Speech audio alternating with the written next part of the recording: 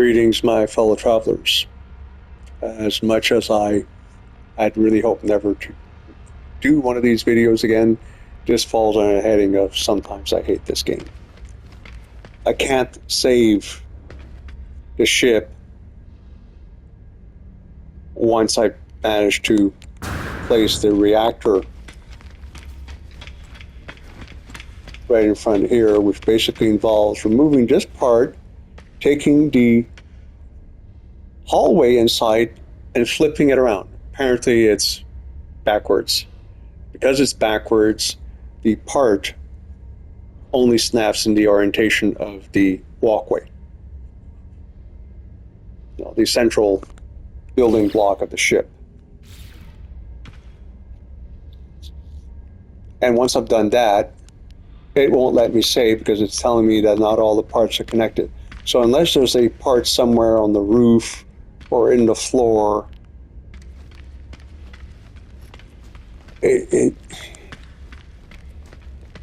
but to add insult to injury, if you go to the Starship place over there and try to sell the motherfucker, it tells you no, you can't because it's the only one you have. I have other ships. Let me sell this hunk of junk, just frustrating me to no end.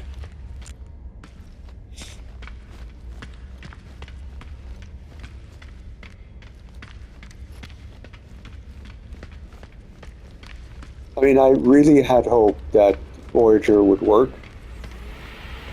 This is a golden opportunity to fix the whole issue of snap points. If parts actually have an orientation, it'd be nice to be able to see it when you're placing them. Furthermore, it'd be nice to be able to say, I want part B to be on top of part A. I want the front end of part B to be that way, rear end to be that way. Or I want it to be on the side of part A or whatever. Have another option than the free placement of snaps, because sometimes they just don't fucking work. But no, instead of spending a few extra months solving the issue with snaps, which would then retroactively be applicable to the other buildings, no, nobody bothered. And then you run into something like this. So I can fly the ship looking the way I don't like it to look. And there was a reason why I wanted the part there. I wanted to make it look, all one piece. 2, I really, really wanted the second reactor because it's a bonus to the hyperdrive. Hey, why not? I mean, if the game only allows you to have 3 S mods and allows you to have 2 hyperdrive reactors that add 100 and some light years, why not? It'd be cool that these larger ships would have a longer range than the fighters. The basic building part. These guys. Okay, you have a half part. Well, how about having a part that's twice the width of this, but you'd still be able to connect the cockpit and other parts at the middle point. Why?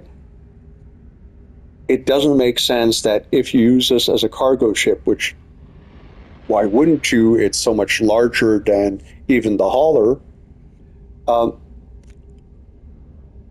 I can't wire glitch a cuboid in the habitat section because it would occupy the entire habitat section. The same thing with a teleporter ring. I mean, it'd be all cargo, right?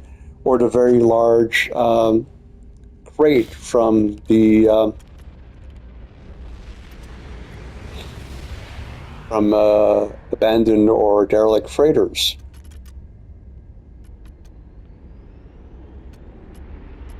Warning, all modules must be connected, for the love of fucking God.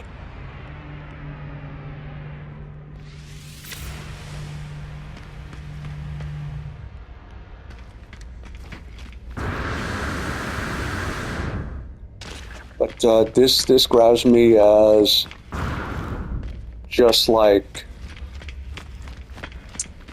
Beacon for the settlements.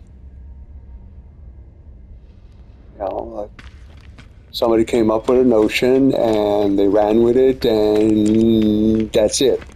Like a lot of things the Canadian government does. It's like, we have a new program. What does that translate into?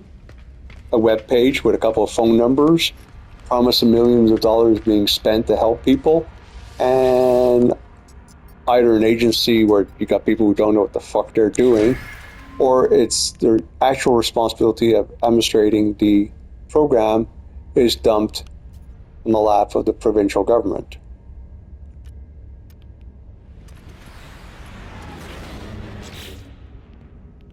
And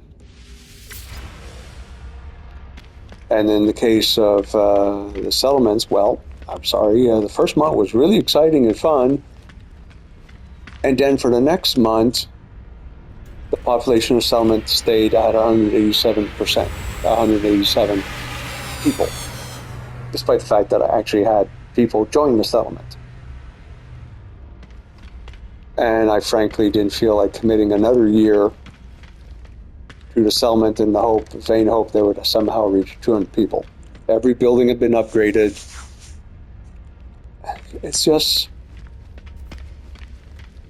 I'd rather wait 3 months, 6 months for Voyager, for them to fix the goddamn snap point issue, to fix the issue of being able to tell the game a third way of positioning parts instead of just snap and free placement. If parts are going to have an orientation, then when you're placing the part, show us the orientation. You know, a little icon saying front, a little icon saying rear. But you don't have to fuck around like I just did for over 45 minutes to place one part, because it never occurred to me that the part behind it was half-assed backwards. And of course, why does that have anything to do with the part I'm placing on top of another part? So, yeah, this has done absolutely nothing to convince me not to give up to No Man's Sky when I finish a couple of the bases I have that I'm still working on. And that's it. I mean, when No Man's Sky works well, it's beautiful, it's wonderful to play it. But I shouldn't be grinding my teeth, and I shouldn't be exasperated playing a video game. I get enough crap at work, I don't need it in my entertainment. The only reason why I'm not angry, I'm just disappointed, is a free DLC. It's a free upgrade. If I had to pay for this, I'd be pissed off beyond belief. But I shouldn't spend 2.5 hours assembling a ship. Have to being the keywords as opposed to want to. Oh yeah, I mean, if this was easy and everything worked perfectly well, then I might have decided, oh, let's do this and let's try that. And why do we not have cross members? Yeah. So yeah, sometimes I hate this game, my fellow travelers. Farewell. This is the end, beautiful friend.